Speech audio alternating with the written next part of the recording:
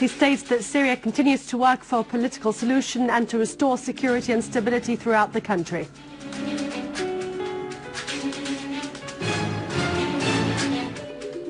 Al-Muallim tells the Indonesian and Lebanese foreign ministers that Syria supports the Geneva conference.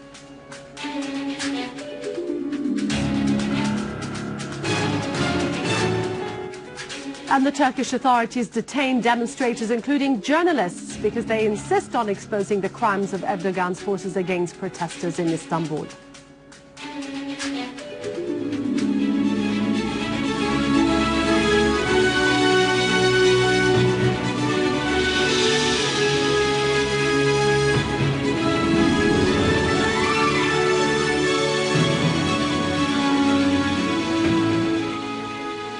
Good afternoon, welcome to our news bulletin. I'm Dania Nizam.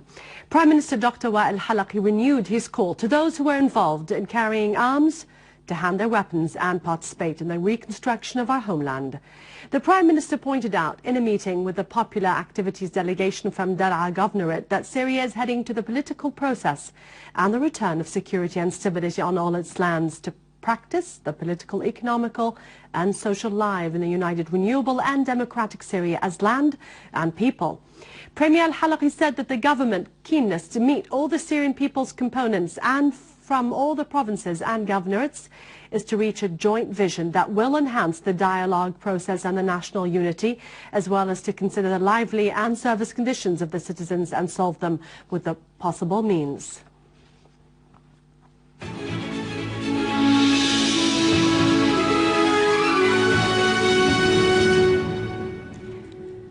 Prime Minister Dr. al-Halaqi asserted that the UN Security Council Resolution number 2118 about Syria is in line with Syria's declared attitude of joining the agreement forbidding chemical weapons. That is why Syria welcomed this resolution. In an interview with Al-Manar TV station, he said the resolution was the result of dialogue, contacts and several meetings between Russia and America. Syria will continue to abide by this resolution and to work for what it has been calling for several years, which is to empty this region of all weapons of mass destruction. Syria will cooperate with the UN because it believes that such weapons would be used only in cases of despair and breakdown. Syria would never reach such cases because it is advancing towards victory. The Foreign Minister Walid al-Muallim asserted that Syria is ready to go to Geneva and to open dialogue with the national opposition. However, Syria will never surrender authority to anybody. In an interview with the Sky News TV station, Mr. al-Muallim said the Geneva conference could set up a political program and work document that would be the subject of popular referendum. The Syrian people are authorized to determine their own future. He stressed that any solution that is rejected by the Syrian people could never be implemented. The ability of the Geneva conference is based on finding a real solution. The Syrian government is ready to hold dialogue with all the opposition parties licensed in Syria. The national opposition may differ with the government about certain questions and seek a solution through dialogue and through participation in a government of national unity and in parliamentary elections. Al-Muallim added that the West depended on a Doha coalition, which is rejected by the Syrians after it called upon the US to wage aggression on Syria. There is a national opposition inside Syria which has not been contacted to join the Geneva conference. Al-Muallim condemned the party that was formed in Doha to call for attacking its own people. Yet the Americans and their agents consider this party as the only representative of the opposition. Al-Muallim added that the crisis could move towards solution if the US and the other countries that intervene in Syria were to change their intentions and were to support the international agreement that approved the UN Security Resolution 2118. America and its allies should also stop financing and arming the terrorist gangs. He pointed out that the UN mentioned the middle of next November as the time of the Geneva conference. However, it has not given a pinpoint date yet. He said President Assad is Syria's elected leader until the time of the next presidential elections in the middle of next year. Nobody could doubt his legitimacy. He added that Syria joined the agreement forbidding chemical weapons. Regardless of the UN Security Council resolution, Syria is serious about carrying out its commitments to this agreement. Syria hopes that the approval of the said resolution in the Security Council would pave the way of non-interference of the Western countries in the internal affairs of other states. It is unreasonable that the American army should fight terrorism in Afghanistan and support terrorism in Syria. Security Council resolution should open the way of changing the American policy concerning the combat of terrorism in Syria. Mr. Muallim asserted that chemical weapons can be compensated by other deterrent weapons that are not internationally forbidden. Giving up this weapon came after terrorist gangs used chemical weapons. This made the Syrian government consider the danger from the angle of the necessity to protect the Syrian people. The Russian initiative about chemical weapons in Syria was discussed in the 20 summit, where President Putin conveyed it to American President Obama. Russia gave the UN the proof and evidence which Syria offered to show that the terrorists used chemical weapons. However, no UN official had expressed an opinion about this. On the other hand, Mr. Muallim told the Russia Today English TV channel that the crisis in Syria would be solved within a few weeks if the Western countries and their agents in the Gulf stopped their support for the terrorist groups. As long as the US, Europe and some Gulf countries continue to support the terrorist groups, the crisis will continue. In the current session 68 of the UN General Assembly, Foreign Minister Walid al-Muallim gave his Indonesian counterpart Martin Natlegawa information about the dimension of the plot against Syria. He asserted Syria's support of the Geneva II conference in order to find a political solution for the crisis.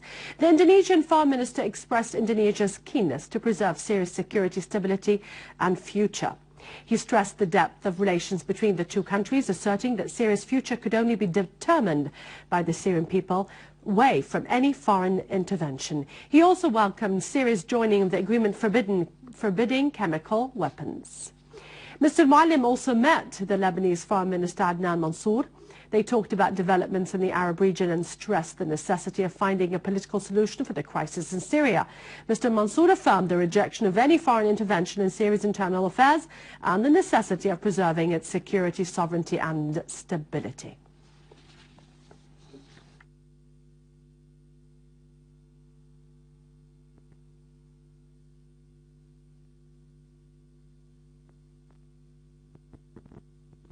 Syria's permanent representative at the UN, Dr. Bashar al-Jafari, asserted the importance of Resolution 2118 lies in the fact that it has restored the whole diplomatic process to the UN Security Council.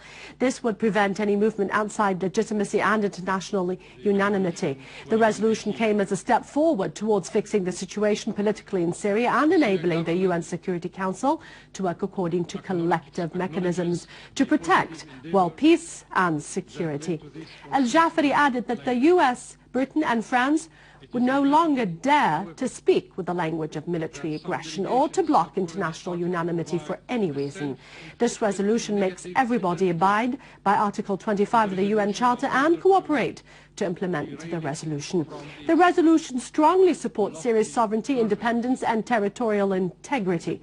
Everybody adopted this principle. The Russian Foreign Minister Sergei Lavrov asserted that the opposition in Syria owns chemical weapons. There are increasing proof to show that. He said Russia picked up a telephone conversation between two armed terrorists about the use of chemical weapons. This question was raised with the American and European colleagues and those in the countries supporting the Syrian opposition. Russia called for putting pressure on those agents to desist from any new attempt to possess or to use chemical weapons. Russia knows that the opposition tried to carry out such provocative acts in Syria more than once.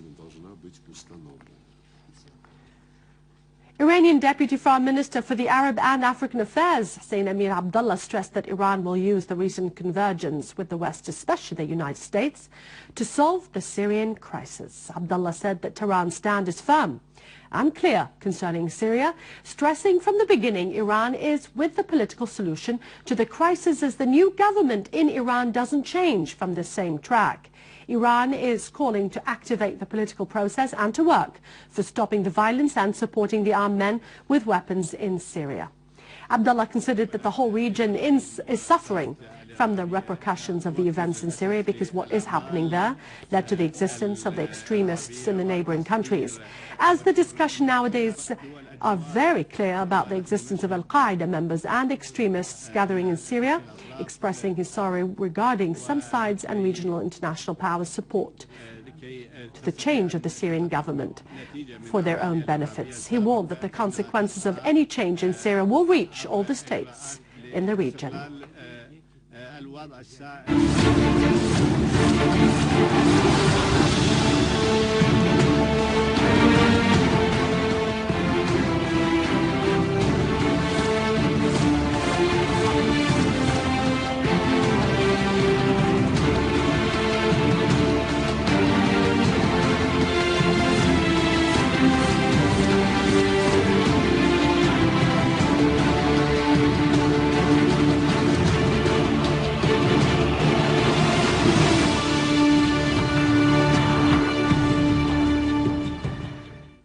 Syrian Arab Army units achieved a great progress at the axes of Qabun, Zamalka and Jobar of Damascus countryside after conducting a number of operations eliminating the terrorist gatherings and destroying their hideouts in the area. Syrian Arab Army units maintained control over an area of 1.5 kilometers of Al-Qabun industrial area towards Zamalka from the side of the southern highway, separating the terrorist groups and cutting off the roads of supplying them with weapons and ammunition on the roads linking between Zamalka, Jobar and Arbin. The source added that a tunnel used by the terrorists was found in Jobar neighborhood, stretching at a length of 150 meters and a height of 1.3 meters, starting from an old traditional house into the graveyard of the neighborhood. Also, a number of 10-meter long tunnels were found under the main street containing anti-tank explosive devices. Their weights range between 30 and 40 kilograms. The source pointed out that different kinds of weapons were also found as they were left by the terrorists who were killed at the hands of Syrian Arab Army soldiers.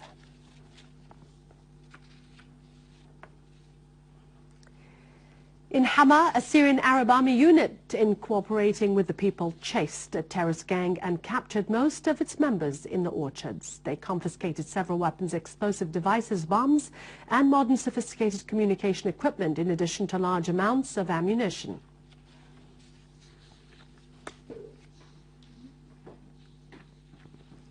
The involvement of Erdogan's government in the terrorist acts in Syria was clear to the whole world. It necessitated the call by a Syrian UN representative during the Security Council meeting to abide by the UN resolution on Syria number 2118 and to stop supporting terrorism.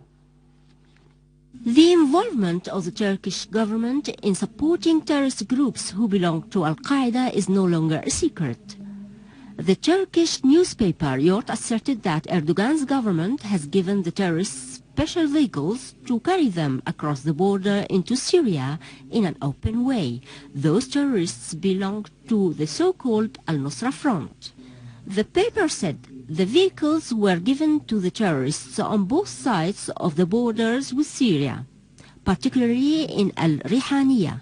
The terrorists crossed into Turkey and were seen by everybody. The paper correspondent Omar Odamish warned that this situation paved the way for the terrorist actions. The vehicles smuggle both terrorists and weapons across the border before the eyes of the Turkish soldiers. All states have to abide by this resolution. All states, including those neighboring countries of Syria who are providing haven and supporting the terrorists and the armed groups into my country. So the Turkish government, the Saudi government, the Qatari government, the French government, the American government, the British government are all held accountable in accordance with this resolution. And they should all abide by this provision. Erdogan's police went too far in repelling those who opposed the policies of the Justice and Development Party. Erdogan's forces arrested at least 15 demonstrators, including journalists who were organizing a rally to read a press release that discloses by evidence and documents the crimes committed by Erdogan's forces, who killed several demonstrators since the start of the protests at Taksim Square. Challenging the police of Justice and Development Party, hundreds of demonstrators gathered at Taksim Square, a thing which raised concern of the police, who retaliated by different means of repression in a desperate way in order to silence the voices of demonstrators. Clashes escalated between demonstrators and police, who blocked the roads leading to the square and imposed heavy security measures in and out of Gezi Park.